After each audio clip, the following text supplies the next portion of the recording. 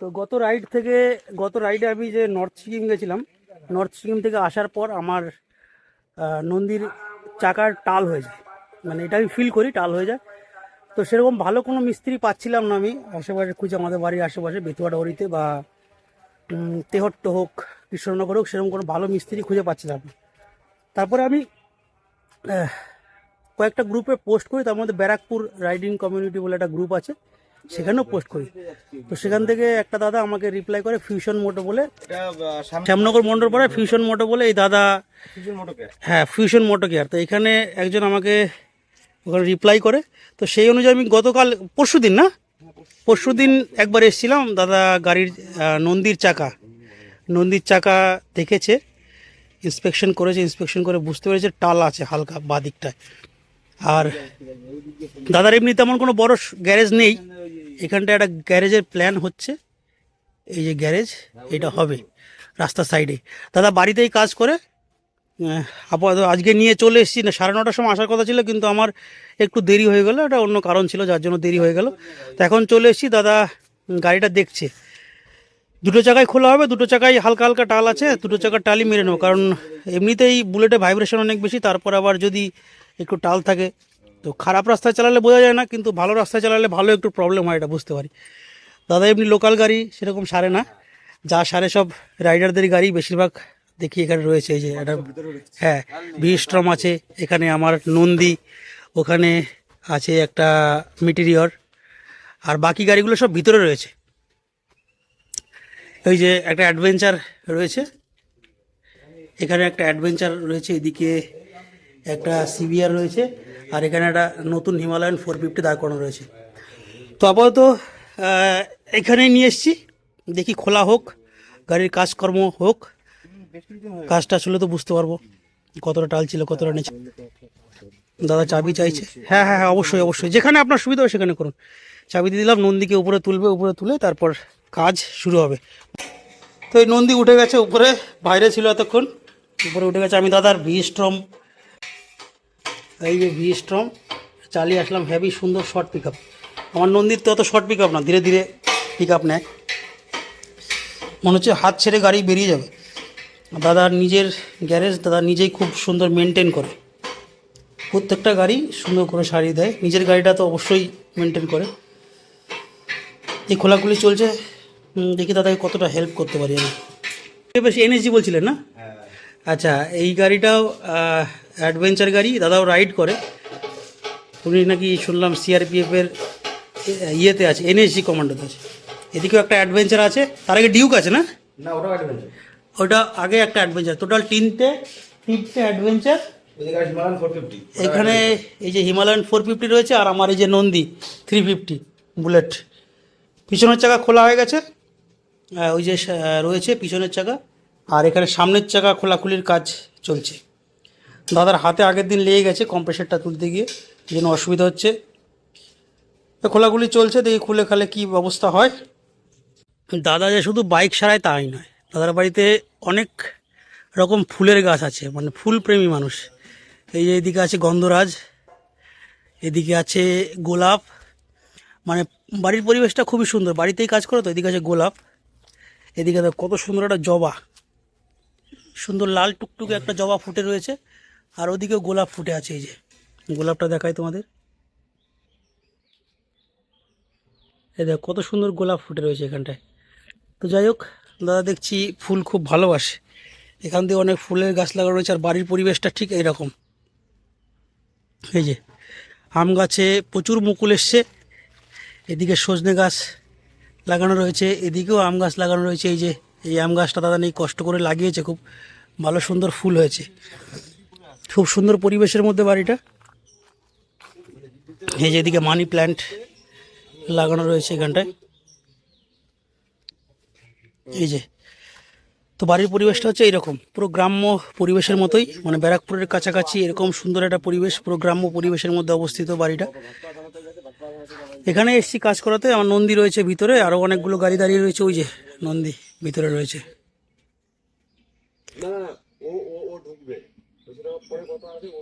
নন্দী ভিতরে রয়েছে, আর এদিকে প্রচুর ফুল গাছ লাগানো আছে, সুন্দর সুন্দর ফুল গাছ লাগানো রয়েছে। আমার নন্দীর চাকা খোলা হয়ে গেছে, এই যে নন্দীর চাকা খুলে এখানে রাখা রয়েছে। এটা পিছনের চাকা, এটা সামনের চাকা খুলে রাখা রয়েছে। এখন বেরোবো আমরা দাদার ভি-স্ট্রমে করে, ওই চাকা দুটো নিয়ে যাব যেখানে কাজ হবে লেদে কাজ করিয়ে নিয়ে এসে তারপর চাকা সেট করা হবে। এই যে নন্দীর চাকা এখানে বেঁধে নেওয়া হয়েছে সুন্দর করে। এই যে নন্দীর চাকা বাঁধা হয়ে গেছে, আর বেঁধে নিয়ে আমরা যাব যেখানে টালটা সারানো হবে সেখানে। এই আমার নন্দীর চাকা বেঁধে নিয়েছে, এখন আর একটা নন্দীর কাঁধে চেপে আমরা যাব। চলো এগোই, যেতে থাকি। এই যে দাদা ধরে নিয়েছে গাড়ি, আমরা এখন যাবো, আগের দিকে এগোবো।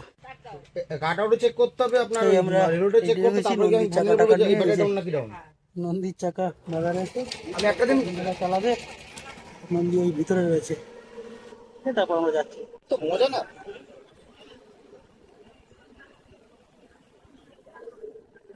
দাদাদের বাড়ি থেকে হাই রোড যাওয়ার রাস্তা, পুরো গ্রাম্য পরিবেশ, সুন্দর রাস্তাটা ভালো।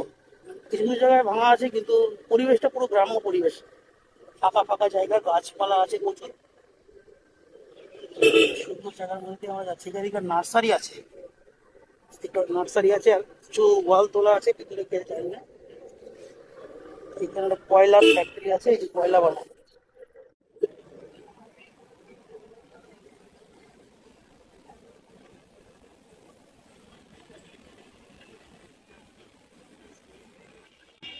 ওই সামনে ওয়্যারলেস মোড়, এটা হচ্ছে ওয়্যারলেস মোড়, এই যে।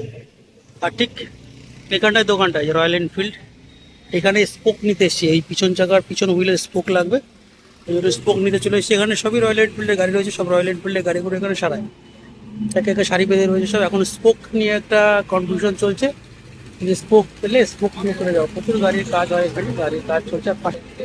রিন্টুস ওয়ার্কশপ, এই যে ওয়্যারলেস মোড়ের কাছে রিন্টুস ওয়ার্কশপ। আর ওই যে ওই দাদা আমার গাড়ি খুলেছে, নিয়ে চলে এসছে। এখান থেকে স্পোক নিয়ে চলে যাবো আমরা যেখানে গাড়ি টাল সারানো হবে নন্দীর চাকার, সেখানটায়। আর স্পোক পাওয়াটা একটু মুশকিল। এই দাদার কাছে চলে এসেছি, এই যে এই দোকানটা, এদিকটা ওয়্যারলেস মোড়, ওয়্যারলেস মোড়ের ঠিক দিকটা এগিয়েই, মানে কলকাতার দিকে যেতে ডানা। তো স্পোক চেকিং হচ্ছে, এইটার মিলেছে, পিছন চাকাটার মিলেছে। এখন সামনের চাকাটার স্পোক দেখা হচ্ছে, যদি মিলে যায় তাহলে চারটে 8টা নেবো নাকি, 8টা নিয়ে নেবো। অ্যাকচুয়ালি একটা কাটলে না ওই জোড়া চেঞ্জ করতে হয়। একটা কাটলে তোর কাউন্টারটা চেঞ্জ করে দিতে হয়। হ্যাঁ, কিছু করার নেই, ওটাও কাটবে। তো নিয়ে আমরা এখান থেকে বেরোবো যত তাড়াতাড়ি সম্ভব। দেরি অনেক, হ্যাঁ দেরি অনেকটা হলো, দাদাও অনেক কষ্ট করছে আমার জন্য। না না, কাজ আমি কোনো কষ্ট করছি না। কষ্ট না করলে কি মানে এই কর্মটা, যে কর্মকে কষ্ট মনে করে, কর্মসুবিধা করবি, সে তো 100 কোনো মানে কষ্ট হয় না, কোনো আনন্দ আছে। তো যাই হোক, এখন নেবো এখান থেকে এটারও কয়েকটা, সামনের হুইলটারও, ফ্রন্ট হুইলটারও কয়েকটা স্পোক নিয়ে তারপর আমরা বেরিয়ে যাবো এখান থেকে। এই যে নিয়ে এসছি, নিয়ে এসে এখানে রেখেছি, আপাতত রেখে যাব। একটু দেরি হবে কাজ করতে, ভাইটাল কাজ, বললো যে সময় লাগবে, ওই জন্য রেখে চলে যাচ্ছি। রাতের বেলা দেবে বলছে, তো নিয়ে যাবে দাদা, নিয়ে গিয়ে সারিয়ে রেডি করে দিয়ে দেবো। আমরা আপাতত নিয়ে চলে যাব, টায়ার ফায়ার খুলে রিং দুটো দিয়ে চলে গেলাম এখান থেকে। সেই নন্দীর দুটো হুইল খোলা হয়েছে, খোলা হওয়ার পর আমি তো চিনতেই পারছি না এটা নন্দীর চাকা, এটা রিয়ার হুইল, এটা ফ্রন্ট হুইল। খুলে রেখে চলে গেলাম। দাদার দোকানে অনেক কাজ আছে, দোকানটা কাজ করছে প্রচুর, তো রেখে চলে যাব। পরে এসে দাদা নিয়ে যাবে, নিয়ে গিয়ে আমাকে রেডি করে গাড়ি পৌঁছে দেবে বলছে। সেটাই আমার মোটো আছে, সার্ভিসটাকে মেন ফোকাস রাখো। পছন্দ আসবে রাইড যখন শুরু করেছি, এই নেশা তো সময় শেষ হবে না, শেষ হওয়ারও নয়। আমার কিন্তু অন্য কোনো নেশা, দাস বিষয় আমার শুধু মানে ডিউটি করবো, সুযোগ করে রাইডে তো আপনার কাছে এসেছি, দেখি কাজ ঠিকঠাক মিটিয়ে নিয়ে গাড়িটা কালকে নেবো, নিয়ে যাবো।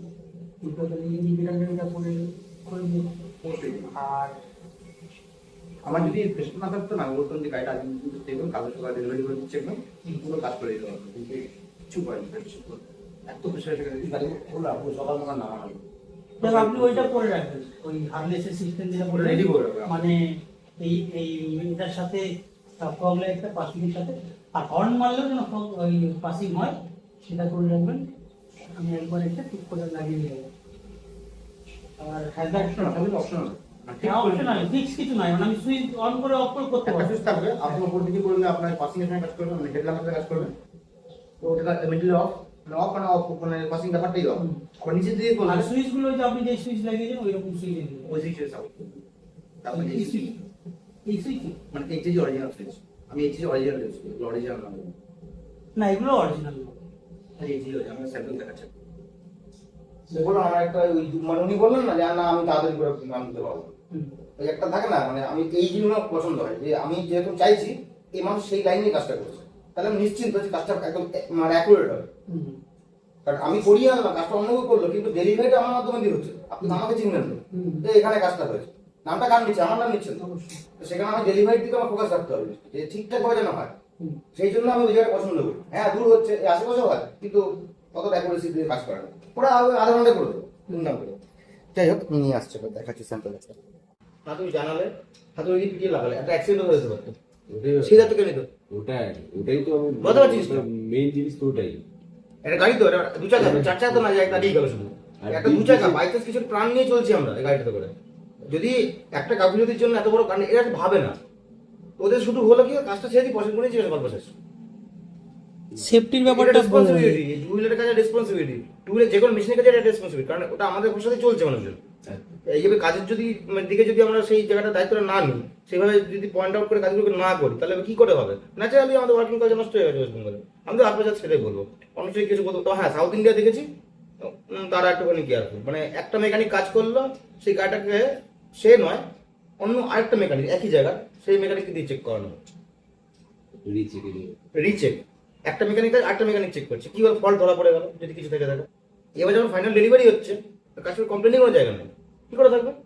ওই ডবল চেক হয়ে গেছে, প্রপার ভাবে চেক হয়ে গেছে, তো সেই জায়গাটা আমি আনতে চাইছি। নন্দীর চাকা তো দিয়ে আসলাম, নন্দীর চাকা এখন হলো না, টাইম লাগবে বললো। পিছনের চাকা সামনের চাকা দুটো, সামনের চাকায় হালকা টাল ছিল, ওটা আমি ফিল করতে পারিনি, এই দাদা দেখে ফিল করেছে, বুঝতে পেরেছি সামনের চাকাটা হালকা টাল আছে। দুটো চাকা খুলে দিয়ে এসছি, এখন হলো না, রাতে হবে, 8টার মধ্যে বলেছে ডেলিভারি দেবে। দাদা চাকা নিয়ে আসবে, আমার যাওয়া সম্ভব হবে না আজকে যেহেতু নাইট আছে। দাদা নিয়ে আসবে, নিয়ে এসে ফিটিং করে আমাকে ফোন করবে, তারপর আমি বলবো যে গাড়ি আজকে নেব কি কালকে সকালে নেব, তাই তো? তা নন্দী থাকলো, নন্দীকে এখানে রেখে যাচ্ছি, নন্দী সেফ হাউসে থাকলো, কোনো অসুবিধা। সেটাও দেখিয়েছি। হ্যাঁ, পুরো দুটো কি বলে এটাকে, জগ নাকি, দুটো জগের উপর পিছনে একটা জগ লাগানো আছে, আর এই সামনে একটা জগ লাগানো আছে। আর নন্দীর একটা চাকাও কিন্তু নেই, একটা চাকাও নেই। নড়বেও না, হ্যাঁ, নড়বে না, দুটো দুটো নড়বেও না। দুটো জগ লাগানো রয়েছে, আর মিডল স্ট্যান্ড, ডবল স্ট্যান্ড লাগানো রয়েছে, এইভাবেই নন্দী রয়েছে। নন্দী থাক, নন্দীকে রেখে যাই, এখন থাকার আমার সময় নেই, সময় থাকলে থেকে কাজ করে নিয়ে যেতাম। তারপর থাক নন্দী এখানে, আমি যাই বাড়ির দিকে। নন্দী যখন ডেলিভারি হবে তখন আবার দেখা হবে। তো সকাল সকাল চলে এসেছি ফিউশন মোটো কেয়ার দাদার বাড়িতে। এই যে দেখো প্রচুর ফুল ফুটে রয়েছে, নন্দীকে ভিতরে রয়েছে, নন্দীর কাজ মোটামুটি কমপ্লিট, সব বলতে কি কিছুটা বাকি আছে এখনও, তো সেটাও কমপ্লিট, এবার আর হবে না, বললো যে 10 দিন পরে নিয়ে আসতে। তো মাসিমা ঘর ঝাড় দিচ্ছে, আর এই ঘরেই রয়েছে নন্দী। এই যে নন্দী রেডি হয়ে দাঁড়িয়ে রয়েছে এখানে, মোটামুটি রেডি, বাইরে বের করে তারপর দেখবো। গুড মর্নিং দাদা। Good morning everyone.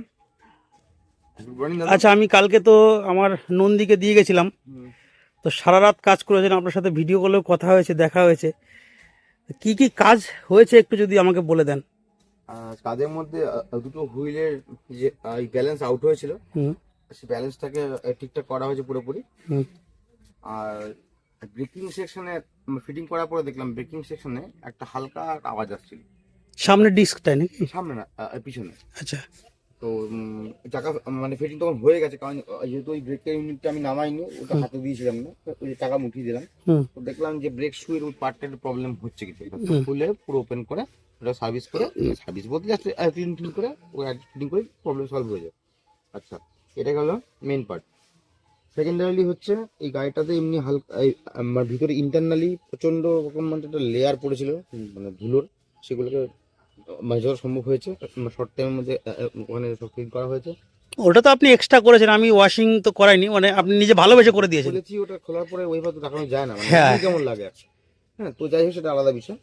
আর তারপরে যেটা এসছে মেন ইলেকট্রিক্যালের কাজ। ইলেকট্রিক্যালের বলতে গাড়িতে এমনি একটা ফগ ল্যাম্পের এক পেয়ার ছিল, দু পেয়ার ছিল সরি, হুম। একটা 4x4 একটা মিনি ড্রাইভ যেমনটা এখন দেখা যাচ্ছে, নর্মালি যেরকম মাঝারি সেরকম ছিল, এর সাথে পাসিং ফিচার ওখানে অ্যাড করা হয়েছে। আর তাও হচ্ছে ডুয়েল পাসিং ফিচার, সেটা হচ্ছে গিয়ে মানে অপশনাল, সেটা অবশ্যই অপশনটা এটা হচ্ছে কি করে করলেন যদি একটু দেখিয়ে দেন। বলতে এমনি নর্মাল এই যে মানে মানে অক্সিলাম যেগুলো ছিল ওর জন্য এই সুইচ গুলো ছিল, একটা দুটো, আর হ্যাঁ তিনটে সুইচ এই ছিল একটা সুইচের মাধ্যমে 4টা অপারেট করা হতো। আর এই যে 2 ওয়ে সুইচ, তো এটা দিয়ে এই মিনিটা লেগে আছে, সেটাকে অপারেট করা হতো। আর এখানে একটা সুইচ ছিল হচ্ছে নর্মাল এমনি মানে পড়েছিল জাস্ট, আর এই একটা সুইচ ওখানে হচ্ছে এক্সট্রা লাগানো হয়েছে। এবারে এই দুটো সুইচের যে ফাংশন সেটা রয়েছে যেমন ছিল অ্যাজ ইট ইজ। এই যে সুইচটা ওখানে মানে জাস্ট মানে ফিট হয়েছিল, ফাংশনাল ছিল না। তো এই সুইচটার মাধ্যম দিয়ে করা হচ্ছে ওই ইন্ডিকেটর হ্যাজার্ড, ওই হ্যাজার্ডের এক লাইন করে দেওয়া হয়েছে। আর এই একটা সুইচ আমরা এখানে এক্সট্রা বসিয়ে যে ডুয়েল পাসিং ফিচার, মানে আইদার হেডল্যাম্প অর হর্নের সাথে যে পাসিং অপশনটা হতে পারে, এই সুইচটার মাধ্যম দিয়ে এটাকে অপারেট করা হচ্ছে। তো এই ওপর দিকে যদি আমি করে দিই, মানে ডবল দাগের দিকে যদি কানেক্ট করে দেওয়া হয়, তো হেডল্যাম্পের সাথে এই পাসিং ফিচারটা কাজ করবে। ভাইরাস সিঙ্গেল ডটে যদি কানেক্ট করে দেওয়া হয় তো হর্নের সাথে এটা কাজ করবে। আর যেমনটা আমি বললাম যে অপশনাল, এটা তো একদম যদি মিডলে রাখা হয় তো পাসিং ফিচার কোনো কিছু কাজ করবে না, জাস্ট নর্মাল স্টক মানে বাইক যেরকম চলে সেরকম অপারেট করবে। এইটা আমার এক্সপেকটেশনের মধ্যে ছিল না, মানে এই যে কাজটা করে দিয়েছেন পাসিং ফিচার্সের ব্যাপারটা, আমি জানতাম হ্যাজার্ড করা যাবে, হ্যাজার্ডের সিস্টেম আছে করা যাবে, কিন্তু এই যে পাসিং যে সিস্টেমটা, মানে পাসিং সুইচ মারলেও লাইট মানে আমার ফগ লাইটগুলো জ্বলবে, এর জন্য একটা সুইচের অপশান একটা সুইচের মধ্যে, আবার হর্ন মারলেও পাসিং লাইটটা জ্বলবে, এটা ওই সেম সুইচের মধ্যেই যে অপশান, এটা আমার এক্সপেকটেশন ছিল না।